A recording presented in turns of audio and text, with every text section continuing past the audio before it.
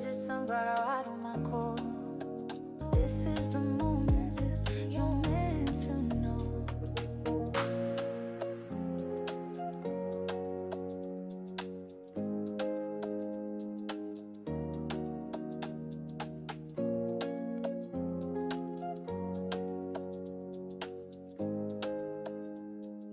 Hello, my sunflowers. How are you? How are you? And how are you? Well, I hope you had a glorious weekend. Yes. I really did. So let's see. Let's just get started. What we're going to talk about? Yes, we're going to talk about the Real Housewives of Atlanta, part 2 of the reunion. Can we just get into the highlights? Sure, we can just get straight into the highlights. Because there's no need in telling you who all was there because you already know who all was there. Mm-hmm. And I'm trying to think, did we talk about this last week? Yes, we did talk about it last week. We are on part 2. It does feel like part 2 came up on us pretty quickly. I'm not going to lie. I feel like we just got over part 1. However, here on part 2, as a continuation of part 1, we just figured out that Phaedra just basically apologized to Angela in the sense saying that I just want to be your friend, and that's pretty much. Angela just, you know what? You all could say what you want to say. I like her. Don't get me wrong. She good for the show, but she is just over the top with her man.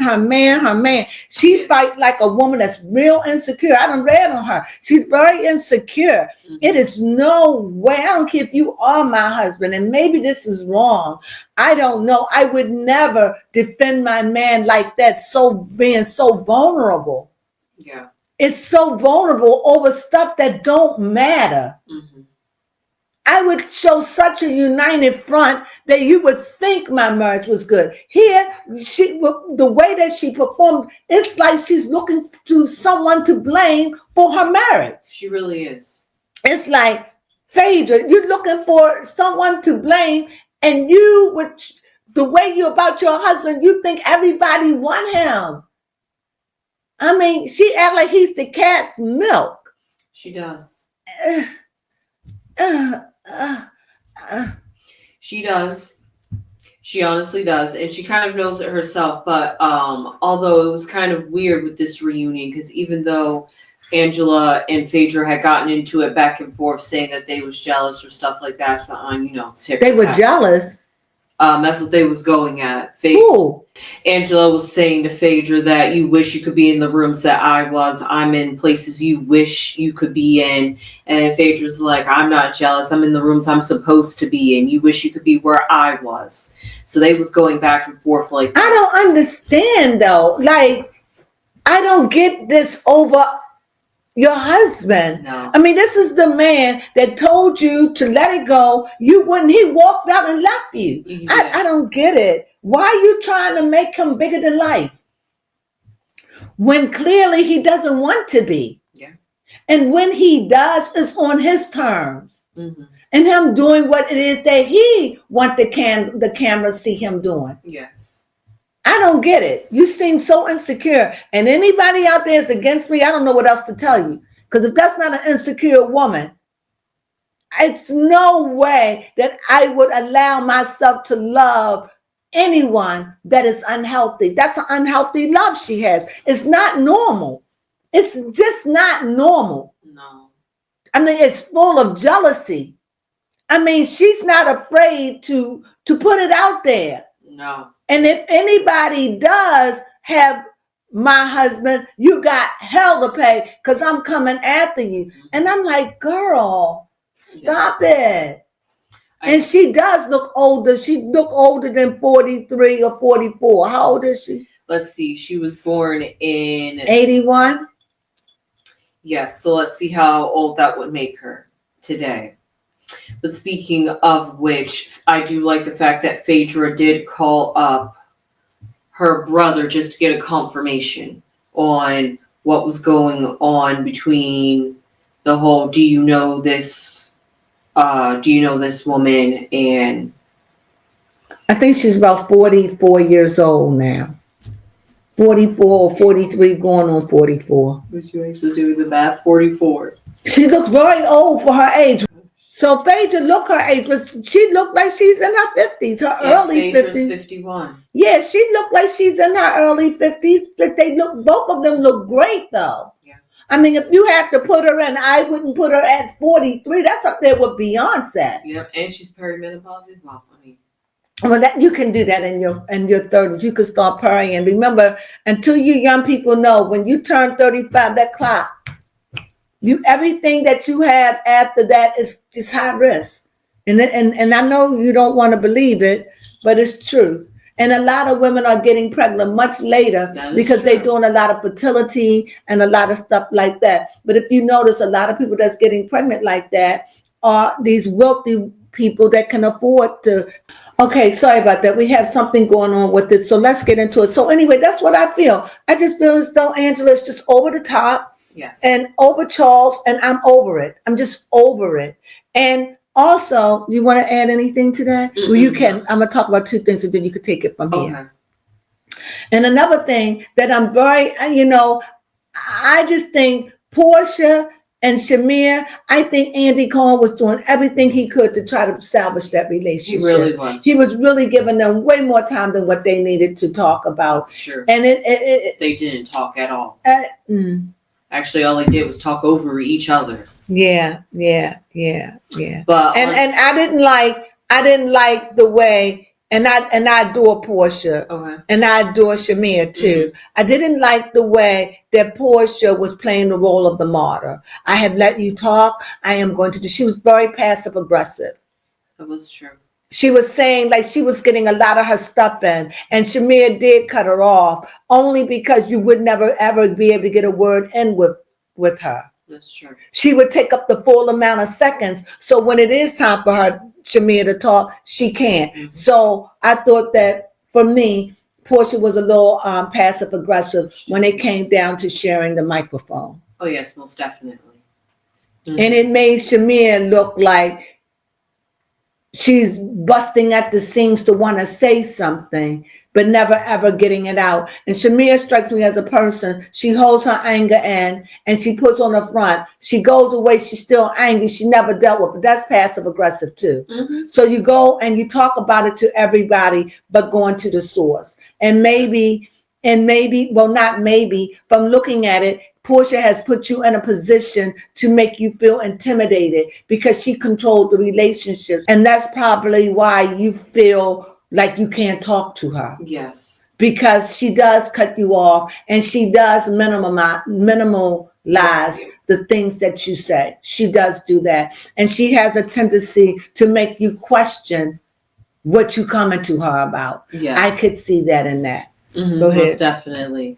And I feel as though when it comes to Portia and Shamia, it's the fact that all the ladies was bringing it up, talking about how Shamia seems as though she doesn't fully communicate how she feels. She lies about her feelings. And she even admitted it. She's like, I'm fine with being in the background. She said, but she's not. No, and she says, I just want to keep peace. If you want to keep peace, then you have to be honest. Yes, that's true. You can't keep peace and you can't share your feelings because you want to come off one way, but you're seething on the other end. Exactly. Can't play it both ways, Shamir. That is exactly what's happening here. And I think that's the demise of her and Portia's relationship. And it just took time. They have issues that they done been doing with each other for so long. Shamir, when you feel away, and I feel as though she go to Portia on all the ways on how she feel, Portia may not want to be her friend because clearly Portia doesn't have the patience for a whiny friend. No. Like Portia wants to be the one that do all the talking, but don't come to me with no frivolous stuff. That's how Portia strikes me. Yeah. But Portia does love a friend that will give her stuff. She's always on the freebie train. She want a free meal. Yes. She's a bagger to me. She has a bagging spirit about her. When Shamia had pulled out a bag when she was talking about Drew, Portia was just like, "Oh, I'll take the fake bag." She was just like, Portia just seems to me, she's always in for free. But she said that just like when she went out, she asked for a meal. She just seems, I don't know. So I don't know. I guess for me, frugalness. that is frugal, but it's also to me tacky. You No. always begging for something. She's begged for food, not begged for it, but she always looked to get the free end of it. Mhm. I'm not saying she don't carry her weight. I don't know that, but they said when she gave that thing in Texas, she really pulled the weight of it. So, but she begs for food, in my opinion. Yes.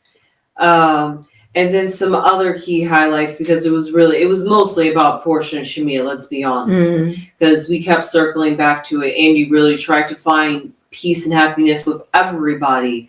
Everyone had a beef with everyone, and Andy just wanted everybody to solve it, but mostly Portia and Shamia, because they have been friends for so long. And this is Shamia's first time being on the show and sharing the stage with Phaedra as well. And they still had some beef from 2017, talking about all this past stuff that people can't seem to let go of. And yeah, so that seems to be the downfall. And I'm just kind of glad that Amy Cohen tried to allow them I to thought speak he it out. did. I really Yes. did. Yes, that was good. Something else that had happened was Drew and Shamia also got into an argument with each other. Back. Okay. Drew and Shamia had also got into an argument with each other, and it was all over the music career, what Shamia was saying on the podcast. So it basically seems like that what Shamia says behind closed doors and not to the women's faces is what they're bringing up at this reunion. And because of that, seems to be what's getting her in trouble this season, but I don't think she means it out of malice. It's just who she is. Like Mama Crones says, she's passive aggressive. Her and Portia, that's what they have in common. Maybe that's why they're drawn together. But Drew feels as though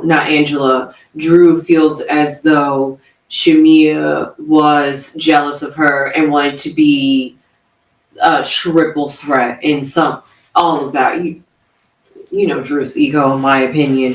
Oh, yes. Even though Britt is nowhere to be found on this series, we have Britt being talked about from Kelly's perspective and then from Shamia's perspective, and then as well as Portia's perspective. So there is 3 people speaking on the behalf of Britt, even though Britt is not there.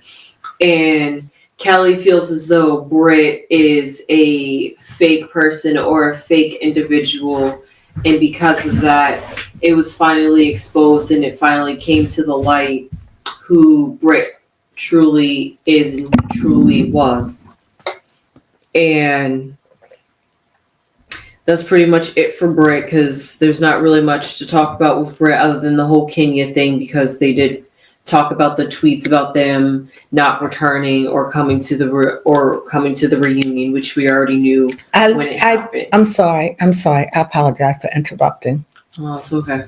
I thought it was kind of curious the way that Portia used her conversation with alleged conversation that she had with Kenya to try to take down Drew. Yes. Mm-hmm. She shared her conversation, but you didn't share it in the show. Yes. But you shared it here. And even though you reprimanded Kenya on one hand, you supported her on the other, which leads me with Cynthia. If I had a friend like you, Cynthia, and you did that, I'm sorry. That's the same thing Nene was saying about you. Mm-hmm. You see? And you didn't play fair. You was all on what you call a side. I don't recall you pulling up about the weapon. I don't recall that you were on her side and you fell with the majority in it. You did. If that was my friend, I would say, y'all know that I'm close with Kenya, so I'm not going to touch this either way. You could have stayed out of it. You could have. But you chose to get in it. And this passive-aggressive thing you did, I don't know, because if you was my friend, you wouldn't have said anything at all. Mm-hmm. And everyone would have understood. Yes. My opinions I'm keeping to myself until I talk to my friend. Yes. After I talk to her, I tell you where I stand. Mhm. But I would have never, ever done that to a friend. What kind of friend is that when you see your friend fall off the cliff, you bail and say, she deserved it? What kind of friend is that? Yes. But that's the same problem Nene had with you. Mm-hmm. And if I was Kenya, I wouldn't talk to you anymore. You're not reliable. Because I get the fact that, hey, I just want to keep it honest and I want to keep it real. I get that. But sometimes when that's your friend, you can't say anything. It's just like if that was your husband. Would you go, I don't stand for what he does? And no, you wouldn't. You would wait till you got home and talk to him and then figure out a way to come at it. You didn't do that. And I'm sorry, Cynthia, that turned me off with you. And you look fat on camera. Lose some weight. She looked bulged up and fat. She looked thick and old to me. Now, she could look fabulous in real life. I don't know. And that makeup and all that, you looking old, sis. And you really need to lose weight. At least, if not for your personal life, you could look good in person. I don't know that. But on camera, you look like you're too big. You're too thick. You're like one of the thickest girls there. You like overweight. And I'm not saying that as an insult, as weight shaming. I'm saying it as you're getting big on camera. You really need to fix it. The camera's making you look, and like I said, in life, she could be perfect to die for, but the camera's not picking that up of you. Would you agree? Yeah. I'm just saying it out of love. Mm-hmm. So, as if she's gonna get this. So, as far as with this, I mean, they talked about Britt, but it really wasn't no really conversation you could really have about her. I think she she was a little tiny fire everywhere, and she wasn't there to fix it. I think that was a cowardly thing of her to leave. I really do. But with Britt, you're not surprised. As far as I said, with Cynthia, if that was my friend, I would have a problem with her. I really would. And I don't like the way Cynthia handled it. And if you, my friend, there is a way that you talk to your friend, but you don't knock your friend out the boat. And even though you may not think you did that, Cynthia, in my eyes, you did. That is not what I would want my friend to do to me. So with that being said, I get that. As far as Kelly is concerned, I think that Kelly be playing sneaky. I think that she say mean things and inappropriate things, but she gets away with it. Well, I'm just asking. I'm just being honest. And I think that Portia see through that. And I do with her. And Kelly is at a place now where she's going through hell. And I think that divorce done ate up a lot of her money. And right now, she's just really coming off as a broke person in real life, in real time. I hope that they can fix it. I would like to see her back again. Yes. But I don't know where they get these people from. They struggle with money. They get an appearance. I don't know. Y'all need to amplificate. I'm kind of sad to see that Kelly is going through financial trouble. Yes. I hate to know that. I don't want to know my housekeepers are going through that. Portia, she's going through a divorce, and Simon is suing her. Yeah. As far as Cynthia, you know how I stand. As far as Shamir, I think that what you should do is when you got a problem with somebody, when you have a problem, you really need to go to that person and talk to them about it. You sitting on it and venting and spewing everywhere. You are too trusting. You need to go. You should have went to her. And right now, what you should do, Shamir, is just apologize for your wrong. Say, for whatever I've done, I'm wrong. I will be better. But I don't know. It just seems to me that you and Portia somehow, some way has outgrown one another. Yes. And I think that y'all need time apart. I think y'all don't love each other like little kids no more. Y'all just gone in two different pathways. And Shamir, I think that you need to accept that. The Portia that you love is not the Portia there. And the Portia and the Shamir that Portia love has changed. Y'all both changed. And y'all just not anymore.